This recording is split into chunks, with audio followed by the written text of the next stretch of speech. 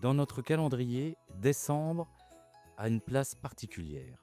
Il est le mois qui est attendu par le plus grand nombre, parce qu'il rime avec magie, espoir, chaleur et gourmandise. C'est le temps aussi des cadeaux, qu'ils soient tant rêvés ou inattendus, drôles ou alors décevants. Bref, le cadeau est avant tout un geste qui permet de faire le lien entre les personnes que l'on aime. Dans ce dernier podcast de l'année, nous allons parler avec notre invité de la parentalité, bien sûr, mais aussi de ces fêtes qui sont vécues différemment, selon notre histoire ou notre culture. Et on évoquera également l'objet cadeau qui anime les enfants et font briller leurs yeux. Pour ne rien manquer, suivez-nous sur notre chaîne podcast et nos réseaux sociaux. Ensemble, découvrons les clés pour une parentalité décomplexée. La maison bleue. Ça rentre dans la crèche. Bonjour à toutes et à tous et bienvenue dans ce nouveau numéro de Viens à la maison.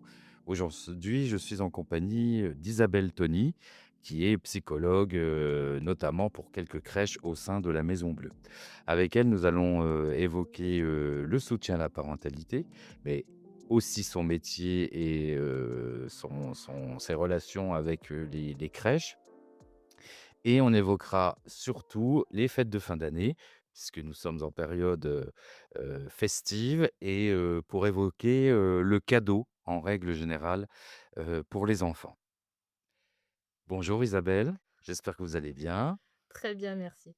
On va commencer, notre échange, un peu particulier puisque on évoque là, la fin d'année. Mais avant tout ça, j'aimerais que vous vous présentiez aux auditeurs pour, évoquer votre parcours tout d'abord, puis après on affinera un peu les choses. D'accord.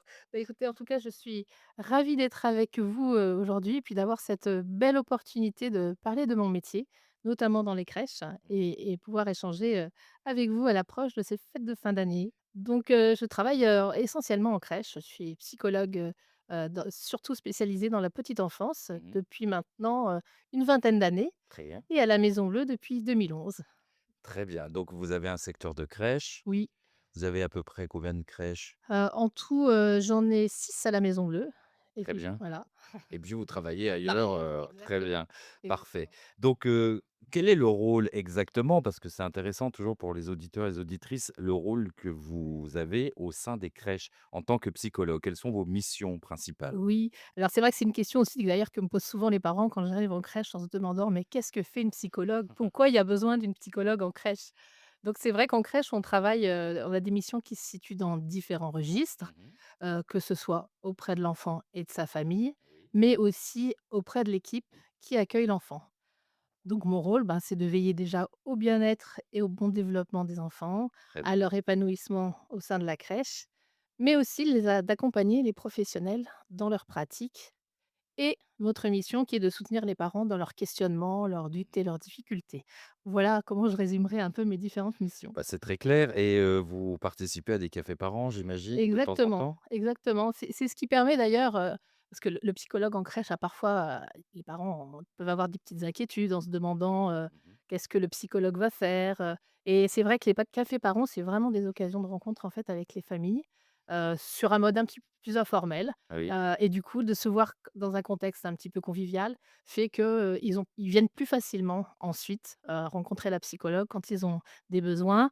On anime aussi des réunions sur des thèmes qui intéressent les parents. Oui. Et puis aussi, on se croise dans les couloirs et dans les unités parce que j'ai aussi, pas mal de temps en unité, donc j'ai l'occasion de les croiser. Ça, c'est important et je sais que dans les crèches est affichée, la présence de la Tout à psychologue, fait. ses jours de présence Oui. et ses horaires. Quels sujets reviennent le plus par rapport aux demandes des familles? Alors le sujet déjà à leur arrivée à la crèche de la séparation, Oui, bien c'est sûr. un très, très grand sujet, et c'est vrai qu'on travaille beaucoup, au sein des crèches et avec la Maison Bleue aussi sur cette question du lien. Moi, c'est une question qui a une place prépondérante, c'est-à-dire comment créer du lien dans une période où finalement, les parents sont dans un processus de séparation de leur enfant. Donc c'est vrai que ça pour moi, c'est quelque chose d'essentiel, de créer du lien entre, l'enfant et la crèche, entre sa vie à la maison, Mmh. sa vie à la crèche. Pour les parents aussi qui connaissent bien le fonctionnement de la crèche, pour qu'ils se sentent un peu en continuité de parentalité en Bien quelque sorte. sûr. Et c'est vrai qu'on a beaucoup d'outils à la Maison Bleue qui permettent ça. On a beaucoup de documents qui permettent aussi aux parents de préciser, toutes les habitudes de vie de leur enfant, qu'on réactualise au cours, du parcours aussi. Et ça permet vraiment de faire du lien entre ce qu'ils vivent et comment accueillir leur enfant avec le moins de rupture possible. Ça, c'est très important. Donc cette question de séparation, c'est un thème qui revient souvent. Il y en a d'autres aussi. Bien sûr. Alors, bah, vous parliez de parentalité justement, d'après vous, Isabelle, quelle serait la meilleure définition du soutien à la parentalité? Alors, on a déjà fait, des thèmes sur la parentalité avec des professionnels de crèche déjà, des podcasts qui vont être diffusés au fur et à mesure. On a aussi, fait un podcast avec, Ludivine Filippini qui est référente métier et qui est spécialiste du soutien à la parentalité, pardon. Et vous, alors, quelle serait pour vous, la meilleure définition du soutien à la Heu parentalité? c'est vrai que ça, c'est quelque chose qui fait vraiment partie de mes missions. C'est vraiment d'accompagner le parent, en fait, face aux difficultés, aux interrogations, aux doutes qu'ils peuvent avoir dans leur parcours de parents. Mmh. Alors on les considère et moi je leur dis souvent que vous êtes le premier éducateur de votre enfant. Donc souvent, je leur dis: «C'est très important qu'on puisse, travailler ensemble parce que c'est vous qui le connaissez le plus finement et ça va nous aider aussi à accompagner votre enfant» et on est là aussi pour les soutenir, par rapport à toutes leurs questionnements, Oui. heu, soutenir aussi le lien qu'ils ont avec leur enfant. Parce que ça, c'est essentiel. Valoriser aussi leurs compétences de parents. Je m'aperçois aujourd'hui, Temps. c'est très important que les parents ont plein de questions, ils entendent plein de choses dans leur Oui. entourage et que, pour moi, une mission importante, c'est de leur permettre de retrouver vraiment confiance en eux en tant que parents et en leur enfant et puis après, bah, de les soutenir sur les domaines où ils ont besoin d'un plus d'accompagnement ou quelque part, on peut leur donner un regard un peu extérieur par rapport à leur enfant et pour moi, c'est un travail ensemble, c'est-à-dire que c'est un peu comme si on mettait un peu nos lunettes, et les leurs. C'est-à-dire qu'on regarde à travers leurs lunettes, pour voir comment eux, ils fonctionnent. Donc on est là pour s'ouvrir, accueillir les parents avec leurs différences d'environnement, de composition Bien familiale, sûr. d'histoire et de leur prêter un peu les nôtres aussi pour leur donner un regard un peu extérieur. Et voilà et après il y a toutes les structures aussi qui existent en termes de parentalité. Moi, j'ai commencé mon activité en professionnelle dans un lieu d'accueil enfants-parents. Mmh. Ça fait partie de mon parcours.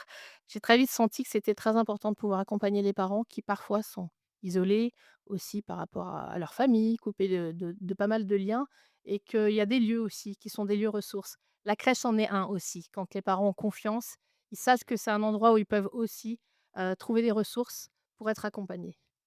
Voilà. C'est très précis, merci beaucoup et j'aimerais Mmh. préciser que, les professionnels, de la petite enfance ne sont pas là pour juger Tout à fait. des actions parentales. On est là pour les accompagner, pour les guider. Oui. On est dans l'écoute et puis, il n'y a pas forcément, des règles précises, Exactement. au niveau, de l'éducation. Ça peut être, parfois lié à quelque chose de, j'allais dire, culturel. Oui. Notamment, du nombre d'enfants que l'on a à charge. Si c'est une grande fratrie, si c'est le premier Oui. enfant, il y a quand même plein de paramètres à prendre Oui. en compte. Oui, tout à fait. Ça, c'est essentiel, et je dirais qu'on apprend beaucoup, nous aussi, en tant que Bien sûr, professionnels, oui, oui, c'est vrai. de ces rencontres avec des familles, avec des façons de faire différentes et qui aussi, nous donnent des ouvertures. Très bien. Alors, ben, on va évoquer, les fêtes de fin d'année parce que nous sommes, en plein dedans. Comment aborder, d'après vous, Isabelle, les différentes situations familiales, durant les fêtes de fin d'année? Parce que les fêtes de fin d'année, on imagine tout de suite l'image, d'Épinal qui est la famille réunie, soutenante, aimante avec, l'ensemble de la famille, les grands-parents, même le chien devant la cheminée. Enfin bon, bref, j'en passe et ben, non, c'est pas pareil pour tout le monde et puis tout le monde n'a pas les mêmes représentations des fêtes de fin d'année. Alors qu'est-ce que vous pouvez nous dire pour aborder ces différentes situations familiales? Oui, alors il y a déjà la question des fêtes d'année en soi qui effectivement font rejaillir plein de choses. Vous parlez d'image d'Épinal, c'est-à-dire qu'il y a quand même quelque chose d'idéalisé autour des fêtes de fin d'année. On imagine que les fêtes vont être très belles, que tout va très bien se passer et les fêtes de fin d'année, c'est un moment finalement où on se retrouve avec certains membres de la famille, où on rejoue aussi un peu la place qu'on avait enfant. Quand on se retrouve en famille, on est à la fois, l'enfant de ses parents, Oui, c'est vrai. on est, le mari de sa femme ou la femme de son mari. On est aussi la maman ou le papa de l'enfant. Donc c'est vrai que ça, c'est déjà un contexte qui, est complexe comment se situer là? Et après effectivement, selon les situations familiales, on connaît beaucoup de situations de familles séparées, par exemple. Et c'est vrai que c'est des situations, où quelque part, il y a un deuil qu'on est obligé de faire de la famille idéale et c'est des moments justement, les fêtes de fin d'année qui sont plus sensibles C'est vrai. sur ce registre aussi. Parce qu'on souhaiterait que tout soit, comme dans le modèle qu'on a imaginé ou qu'on a rêvé parce que finalement, il y a quelque chose d'un rêve d'enfant qui se rejoue dans ces périodes de fêtes. Mmh. Et puis, tout l'idéal n'est pas toujours là, donc il faut pouvoir faire le deuil de certaines choses. Alors, c'est vrai que pour les enfants, c'est pas simple Non. et ils sont toujours ben, si les parents sont séparés, c'est un Noël d'un côté avec papa, Noël avec maman et c'est vrai que c'est un sujet qui est pas facile pour eux parce qu'il y a toujours ce conflit de loyauté en quelque sorte. Ça de se dire: «Bah, si je suis avec papa, maman est toute seule. Si je suis avec maman, papa est tout seul». Donc ça, c'est vrai que c'est des choses qu'on peut accompagner auprès de l'enfant pour que l'enfant sente que, ben, son autre parent qui est pas là, il va aussi vivre des choses qui sont chouettes aussi de son côté. Mmh. Et donc c'est vrai que c'est des moments qui sont assez sensibles et qu'on peut construire finalement aussi. On s'aperçoit que, on peut être créatif en Noël. Je le vois dans les familles recomposées par exemple, chacun a son histoire, a ses souvenirs de Noël. Donc quelque part, si chacun essaye de reproduire la même chose, ça va être compliqué. Oui. Il va y avoir des conflits. Donc ce qui est intéressant, c'est peut-être qu'est-ce qu'on va créer ensemble de nouveau finalement, de cette famille qui n'est plus forcément celle dont on a rêvé?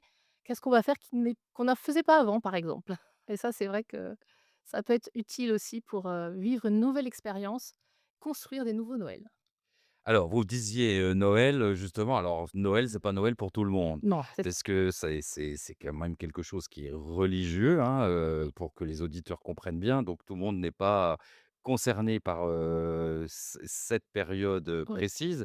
Mais, je voulais évoquer justement ces personnes ou ces familles qui, de façon religieuse, ne feront pas, quelque chose, de oui, spécifique parce que, dans leur culture, ce n'est tout pas à le fait. cas. Mais l'enfant, lui, voit les autres enfants Oui, qui peuvent, faire, des choses un peu différentes oui, d'eux. oui. Alors comment justement essayer de limiter cette différence ou de la marquer plus? Mmh. Mmh. Je n'ai pas forcément de vision précise, mais vous allez Oui, pouvoir oui, m'éclairer là-dessus. oui.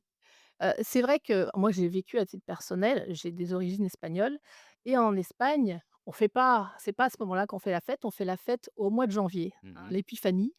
Donc c'est le moment des rois, symboliquement. Donc ouais, j'ai vécu aussi avec, des fêtes un peu, décalées, des événements décalés. Je dirais ce qui est commun, c'est qu'effectivement dans la société dans laquelle on est, moi je relie ça un petit peu au solstice d'hiver finalement, qui était dans nos sociétés anciennes, Oui, c'est un peu la fête des lumières. oui. C'est-à-dire qu'on éclaire alors on est sur le jour le plus bas de l'année, hein, en termes de soleil et finalement, quand on regarde dans nos villes, quel que soit le pays, il y a des lumières, des éclairages, et l'enfant, il est très sensible à ça. Oui. Et pour moi, il y a quelque chose aussi autour de cette lumière qui arrive à un moment aussi de fin d'année, de fatigue parfois aussi, d'hiver qui s'installe. C'est aussi quelque part pour les autres enfants qui vivent ça, il y a une ambiance qui est festive, quelque chose qu'on essaye d'animer là, dans cette Oui. période. Très bien, et puis de toute façon, les familles expliquent aussi à leurs enfants Mmh. pourquoi, c'est différent pour eux, Oui, et eux, ils ont ces autres familles ont oui. d'autres fêtes Exactement, d'ailleurs tout au long de l'année. qu'on est très, toujours très, attentionnés par rapport à ça, même dans les crèches, hein, on s'y Oui, intéresse beaucoup, et puis, bah, ça fait découvrir d'autres cultures et ça, c'est oui, passionnant. oui, On aime toutes les cultures et on s'intéresse à oui, toutes les oui. les fêtes qu'on peut organiser tout au long de l'année, par différents pays, et ça, c'est la richesse que peut nous offrir aussi, la petite enfance. Exactement et on voit aussi dans les crèches justement des familles qui lors des événements, viennent à nous apporter des gâteaux, de Oui, choses qu'ils ont faites aussi et c'est vrai que ça c'est riche aussi tout au long de l'année. On partage aussi leurs fêtes. oui, Je dis exactement. et ça nous donne, je dirais, l'avantage d'avoir beaucoup plus de moments festifs au cours de l'année que nos fêtes, Classique classiques. de notre calendrier. Exactement. Alors maintenant, on va évoquer le cadeau durant cette période parce que ça aussi Oh oui. c'est un sujet, un peu parfois épineux. Plusieurs cadeaux, un seul cadeau? Quel est, le cadeau, formidable qu'on peut offrir à un enfant? Est-ce qu'il y en a trop, pas assez? Est-ce que c'est des cadeaux, chers ou pas chers? Ça aussi c'est important, et là pour n'importe quelle fête, hein. On parle du Oui. cadeau forcément pour ces fêtes de fin d'année, mais ça peut être aussi le cadeau pour un anniversaire ou pour, un événement, autre. Oui. Alors c'est vrai que la notion de cadeau, il y a plein de dimensions dans cette question du cadeau. Oui, Il y a sa valeur, financière, oui, pécuniaire, il y a la valeur affective, il y a la valeur esthétique aussi, parfois la valeur historique. oui, Et c'est vrai que c'est des moments alors, les fêtes de fin d'année, il y a un peu une obligation du cadeau quelque part, de trouver le cadeau et s'échanger les cadeaux. oui. Il y avait des cultures d'ailleurs où c'était quelque chose un peu obligatoire, on donne un cadeau, l'autre doit le rendre. Mmh. Donc c'est vrai qu'il y a un peu une obligation de cadeau, et pour les parents, c'est pas toujours simple de se dire: «Qu'est-ce que je vais offrir, à mon enfant?» Et l'enfant, ils sont parfois surprenants parce que finalement, ils jouent avec les emballages. Oui, ça c'est vrai. Ça, On le voit assez c'est un grand souvent. classique quand ils ont beaucoup de choses. Ouais. Donc dans le cadeau, il y a aussi qu'est-ce qu'on y met aussi dans le lien qu'on a finalement avec l'enfant ou avec un autre adulte? Parce qu'il y a vraiment toute cette dimension symbolique. Ça rejoint pour moi un petit peu, ce que dit Winnicott autour de l'objet transitionnel. Oui, C'est-à-dire que dans ce cadeau, ça dit quelque chose du lien que j'ai avec la personne. Donc le choix du cadeau, est aussi conditionné par la relation, alors chez l'enfant, il y a aussi tous ces cadeaux qui sont parfois proposés par les parents se disant: «Moi, j'ai pas eu ça quand j'étais enfant. Qu'est-ce que j'aimerais que mon enfant puisse aussi l'avoir? oui, Le beau, train oui. que j'ai pas pu avoir». Donc il y a aussi tout ça qui joue dans le rapport au cadeau. Par rapport aux enfants, alors c'est vrai que quand ils reçoivent plein de cadeaux, parfois la famille se dit: «Mais il joue pas avec», mais il en a parfois beaucoup. Donc de dire aussi aux grands-parents, aux oncles, aux tantes: «Vous inquiétez pas, quand il va rentrer à la maison, je lui proposerai chacun des jeux et puis je vous le filmerai en train de jouer avec». Parce que c'est vrai qu'il y a aussi cette frustration où l'enfant finalement, à un moment donné, il a beaucoup de choses et il sait plus forcément, à quel cadeau il peut s'intéresser. Donc ça vient avec le temps en lui reproposant à des moments différents. Après un enfant, finalement, dans les cadeaux, les parents nous demandent souvent à la crèche, «Regardez à quoi il joue, est-ce que vous pourriez nous dire quel cadeau serait bien pour lui?» Ça, c'est une question qu'on a beaucoup en crèche, Qui est intéressante qui ceci. est très intéressante. C'est-à-dire qu'ils nous demandent un petit peu de regarder finalement quel est le pôle d'intérêt de l'enfant. Alors moi, je dis toujours ce qui est aussi intéressant, c'est que des cadeaux qui sont modulables, où l'enfant peut créer avec. Aussi. Pour moi, c'est très important en termes de jeux, parce que ça, c'est des questions qu'on a souvent. Les jeux éducatifs, lequel serait le mieux? Et qui laisse le plus possible de capacité, d'utiliser l'objet, dans des registres différents, dans un imaginaire, voilà. Bah, c'est déjà, de bonnes réponses précises par rapport à cette question qui est très complexe. On pourrait te Mmh. faire, carrément 2 podcasts sur le cadeau, je pense. Là, on a essayé de concentrer un peu, la réponse. On va faire une petite pause et puis on se retrouve, juste après ça. À la Maison Bleue, chaque jour, on partage de vrais moments avec les tout-petits. Si tu es éducatrice, psychomote ou simplement passionnée par la petite enfance, viens faire partie de l'aventure. On recrute partout en France. Plus d'infos sur lamaisonbleue.fr.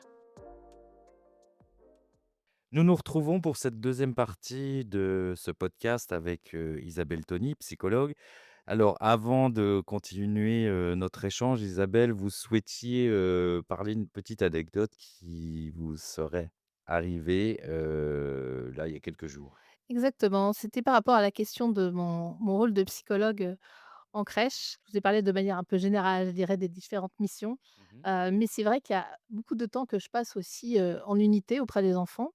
Et j'ai une professionnelle qui m'a vraiment touchée dans quelque chose qu'elle m'a dit il y a 3 jours en me disant: «J'aime bien quand vous venez en unité parce que j'observe ce que vous observez». C'est bien. Ah ça, du coup, je lui dis: «C'est-à-dire?» Alors c'est vrai que des fois, je braque un peu ma caméra de psychologue sur une séquence que je trouve Oui. très intéressante et j'attire le regard aussi de la professionnelle pour qu'elle observe ce qui se passe. Parce que les enfants nous montrent parfois des interactions très riches, des compétences extrêmement développées aussi et en tant que psychologue, ce que je voulais dire, c'est qu'on n'est pas forcément là pour uniquement les difficultés rencontrées avec l'enfant, mais aussi pour valoriser les compétences de l'enfant et d'amener un regard aussi sur ce que fait l'enfant. Et la professionnelle me dit: «Maintenant, J'aime observer. Je m'assois et je regarde. Alors voilà, ça fait aussi partie de mes missions au sein des unités d'apporter aussi cette notion d'observation qui est essentielle pour mieux connaître l'enfant. Voilà. C'est une, chouette anecdote et c'est important de le préciser effectivement. L'observation, c'est, j'allais dire, l'élément principal du métier, Tout à en fait. crèche. Parce que sans cette observation, bah, on peut jamais, connaître vraiment, complètement les besoins de l'enfant, les envies, sur quoi il se Oui, dirige. Plus on observera, mieux on aura, d'informations le concernant, pour, bah, l'accueillir encore bien mieux et lui proposer, des activités tout au long de la journée qui lui correspondent. tout à fait. Alors, on va reprendre, maintenant le cours de notre échange. Donc on a parlé, de votre métier, de la définition de la parentalité, de ces fêtes de fin d'année qui arrivent à grands pas, du cadeau qui est essentiel. Vous, quels conseils donneriez-vous à de futurs parents? Alors, pendant une période, voilà, festive ou, pour, justement la venue de leur enfant, prochainement? Oui. Alors, concernant de manière générale, je dirais quel conseil je donnerais, même si j'aime pas donner des conseils aux parents, mais en tout cas de les guider, Oui. c'est une chose qui me paraît essentielle, c'est qu'ils se fassent confiance et qu'ils fassent confiance à leur enfant. Parce qu'on s'aperçoit qu'à partir de là, on peut faire beaucoup de choses. Ça me paraît important. Et puis, il y a aussi cette question de pouvoir aussi demander de l'aide. Si on se sent débordé par nos émotions, ça peut être de la colère, de la tristesse, une fatigue, un épuisement, Mmh. parce qu'un bébé, c'est pas non plus de tout repos. Parfois, il y a des réveils nocturnes, donc et puis, parfois les familles sont aussi un petit peu isolées, les mamans sont un peu isolées et je crois que ça, c'est très important. Ça fait partie des conseils de pas se laisser à un moment donné déborder en se disant: «Je devrais être à mon parent, je devrais y arriver». C'est pas simple d'avoir un tout petit qui est vulnérable et qu'il faut pouvoir accompagner, qu'on comprend pas toujours ce qu'il veut nous dire, quelles émotions il traverse, quelles sont donc ça, c'est très important et puis je dirais aux jeunes mamans aussi de prendre le temps de se reposer. Aussi, parce qu'elles veulent aussi tout faire à la maison. Il y a plein de choses, les lessives, le ménage Mmh. et c'est important aussi qu'elles puissent vraiment, prendre du temps aussi pour elles et ça me paraît, essentiel. Le repos permet aussi une meilleure gestion des émotions, la capacité à mieux gérer les situations. Donc d'éviter l'isolement aussi avec leur bébé. Moi, c'est ce qui m'a amené aussi à créer ce lieu d'accueil enfants-parents, c'est que j'avais compris en étant jeune maman aussi que ces lieux-là étaient vraiment des lieux ressources quand il y a pas beaucoup de familles à côté et que, on peut aussi rencontrer d'autres parents en se disant: «Bon, moi aussi, en fait, je traverse ces moments-là. En fait, c'est normal, Mmh. je suis pas seule» et ça, c'est vraiment, fondamental et puis un petit clin d'œil aux papas, Et qui sont justement, j'allais y revenir parce que je oui, me suis dit, voilà. bon, le papa quand Voilà, même. exactement, j'y arrivais. Donc les papas peuvent vivre exactement la même chose et c'est très important aussi que les pères puissent aussi accompagner, même s'ils travaillent, mais l'avantage aujourd'hui, c'est qu'il y a ce congé paternité qui change vraiment, je trouve, cette période-là. On a des papas qui s'investissent, on le voit beaucoup dans les crèches, ils s'investissent beaucoup Mmh. auprès de leurs enfants et on a vraiment cette coparentalité, ce partage, ces échanges qu'on peut avoir avec des papas qui ont les mêmes questionnements. On a des papas qui ont les mêmes questionnements que les mamans et qui puissent être soutenus parce qu'on a chacun notre histoire. Bien sûr. On a chacun notre histoire et quand on devient parent d'enfants, bah, ça réveille quelques souvenirs anciens aussi de quand on était enfant et de notre parentalité, des parents qu'on a eus. Et donc c'est vrai que de pouvoir travailler autour de ces questions-là, de pas hésiter à parler, d'avoir des espaces et les lieux d'accueil enfants-parents sont pour moi aussi, des bons univers et les crèches dans tout ce qu'on met en place et dans toutes ces réunions aussi qu'on propose aux parents parce qu'ils sont très, demandeurs aussi Mmh. d'échanges, de questions. On a autant de papas que de mamans. Très bien et votre lieu d'accueil, il est Oui. situé où? Alors il était à Ville d'Avray, j'y suis plus, mais je l'ai créé en 2003. D'accord. Alors c'est vrai que ce projet j'ai démarré mon travail dans la petite enfance avec la création de ce lieu d'accueil enfants-parents. Par des rencontres, c'est-à-dire que, je travaillais avec, une psychologue en psychiatrie, et nous sommes devenus mères au même moment. Et donc on a fréquenté des lieux et on s'est dit: «Ça serait chouette» et puis on a rencontré une maman qui nous a dit: «J'ai connu ça aux États-Unis pour mon enfant, qu'est-ce que ça m'a aidé, j'étais isolée». Donc on a monté ce projet associatif et puis, au fil des mois, ça s'est construit et donc le lieu vit toujours depuis Ça, c'est 2003. bien, Donc voilà et c'est donc essentiel. ça a été le point de départ de mon choix aussi de travailler dans la petite enfance. Merci Isabelle. Je voulais revenir sur les conseils donnés aux futurs parents. Oui. Donc on a parlé de l'image familiale classique maman, Oui, papa. Il oui, peut aussi oui, bien sûr, être 2 papas, 2 mamans, il faut oui, pas l'oublier, oui, et qui auront les mêmes problématiques quoi qu'il oui. arrive, de doute, parce qu'on n'est pas parents comme ça, hein, on a un coup de baguette magique puisqu'on dans les fêtes de fin d'année, gardons la magie jusqu'au bout. Mais ça s'apprend et ça s'apprend Oui. au fur et à mesure. C'est pas quelque chose d'inné. On va faire des choses comme ça, on se dit: «Ah bah non, je me suis trompé, ben, je vais revoir ma copie pour faire autre chose de différent». Donc évidemment, et toutes les familles, maintenant de différentes sortes, sont concernées aussi par les conseils que vous avez donnés, Oui, bien oui, sûr. oui. Il y a pas de recette. Voilà. Voilà, il y a pas de recette pour être parent. Je dirais qu'on grandit aussi en tant que parent avec son enfant, quelle que soit la configuration. On apprend au fil du temps. Oui. L'enfant change beaucoup aussi. Il est aussi alors on parle des parents, de papa, de maman, papa, maman et il y a aussi tout ce qui se joue autour aussi des grands-parents. C'est-à-dire que quand on accueille un enfant en crèche d'ailleurs, finalement, on accueille sa famille au sens large. On accueille aussi, les grands-parents, les frères et sœurs et puis tout ce qui se joue dans les lignées, paternelles, maternelles, donc l'enfant, il arrive avec tout ça aussi à la crèche. Bien. Alors, quel souvenir, vous avez vous? Vous avez évoqué, votre parcours, mais, un souvenir évoquant l'enfance, que ça soit Oui. personnel ou que Mmh. vous avez vécu et que vous souhaiteriez nous faire, partager? Alors j'ai un souvenir effectivement, enfant, nous avions une maison de famille en Alsace et un grand jardin Mmh. et j'ai le souvenir de passer des journées entières à imaginer des mondes. Je n'avais pas besoin de jouer. Mmh. On parlait aussi des cadeaux.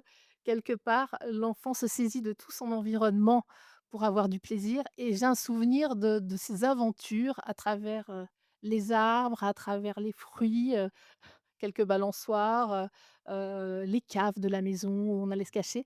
Donc j'ai vraiment je crois que c'est mes plus beaux souvenirs d'enfance, ces moments de liberté totale, parce que finalement à ce moment-là, les parents étaient occupés à faire Ah d'autres oui. choses et voilà et de rêver et pour moi, cette rêverie aussi de l'enfance, cette capacité on n'est pas obligé toujours de faire des choses, de donner à faire. Il y a aussi des moments où l'enfant, il a ce besoin de liberté et de pouvoir, jouer avec son environnement et de créer et ça, pour moi, c'est très important aussi dans le développement des enfants. Vous avez complètement raison, rêver, s'émerveiller, pour moi, ce sont Oui. les 2 éléments les plus importants chez un enfant parce que il va construire plein de choses dans son esprit Oui, et de rêver, c'est formidable et de créer un monde, c'est formidable aussi, ça permet, toutes les possibilités. oui. Maintenant, pour terminer, en quelques mots, Isabelle, être parent, c'est quoi alors?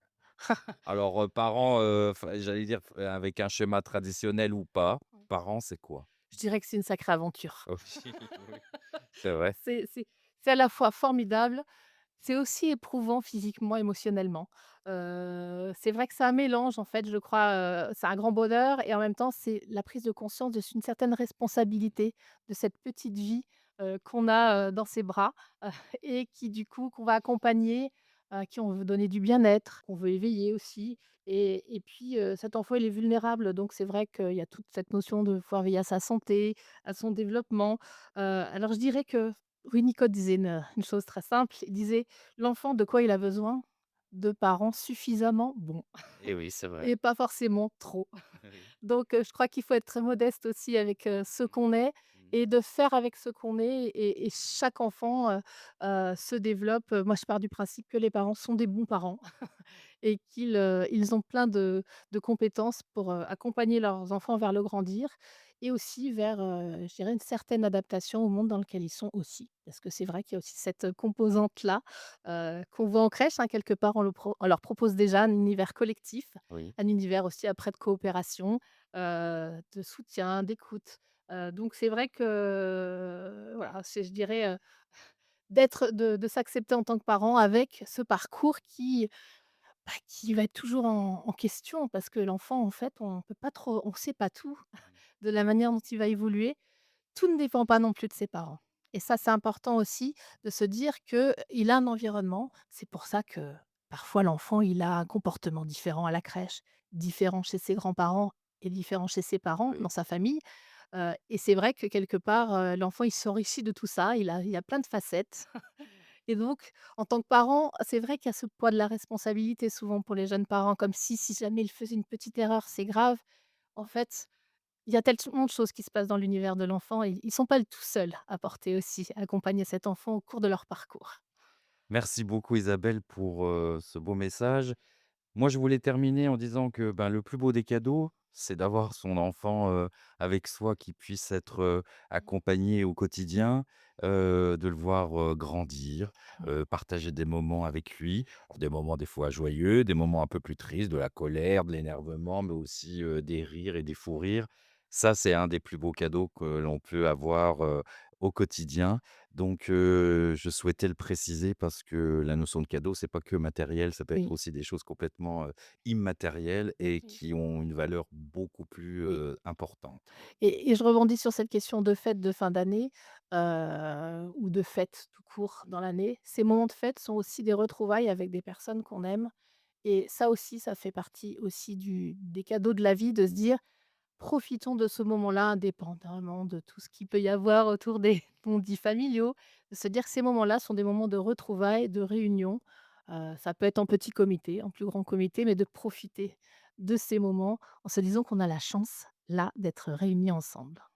Merci beaucoup Isabelle, pour votre intervention passionnante et votre investissement et votre engouement. On le sent, tout au long de ce podcast. Moi, je voulais vous souhaiter, bah, de très belles fêtes, que ce soit n'importe quel endroit du monde, que vous puissiez, fêter comme il se doit un événement comme vous le souhaitez et participer avec, votre famille, des amis ou juste en petit comité à des cadeaux de la vie justement. Donc bonne fête à tous et à très bientôt pour un nouvel épisode de Viens à la maison. Merci beaucoup à notre invité du jour et merci à vous qui nous écoutez. Si cet échange vous a plu, n'hésitez pas à vous abonner, à laisser un avis et à le partager autour de vous. Pour continuer la discussion et découvrir encore plus de contenu sur la parentalité, retrouvez-nous sur nos réseaux sociaux ainsi que sur notre chaîne podcast Viens à la maison. On se retrouve très vite pour un nouvel épisode où vous découvrirez les clés pour une parentalité décomplexée. D'ici là, prenez soin de vous.